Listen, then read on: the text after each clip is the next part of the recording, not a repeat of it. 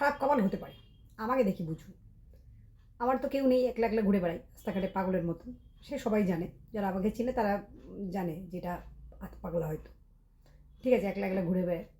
আমাদের বাড়ির থেকে কিছুটা দূরে হচ্ছে সতেরোপল্লী, বেলঘুরিয়া যেটা। নামি দামি মাঠ, স্কুলের টাইম থেকে শুরু করে তখন থেকেই দেখছি স্কুলের অপোজিটেই মেলা হচ্ছে।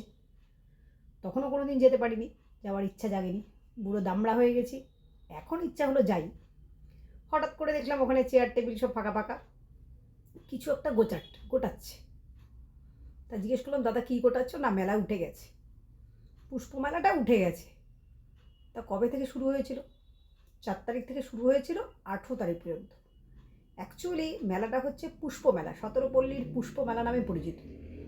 আমি 15 তারিখে গিয়ে পৌঁছালাম, পুষ্প সব উঠে গেছে। খালি যেগুলোর উপরে পুষ্প ছিল, চেয়ার টেবিলগুলো ওনারা গোটাচ্ছেন, কালকে নাকি পাখি আসবে, সেই জন্য আর 2-3টে দিনের জন্য। হ্যাঁ, এইরকম কপাল পোড়া মানুষ আমি, যেখানেই যাই সব গুটিয়ে যায়, মানে ফুল টুল আর কি গুটিয়ে যায়। আর কি বলবো, বুঝে নিন তাহলে।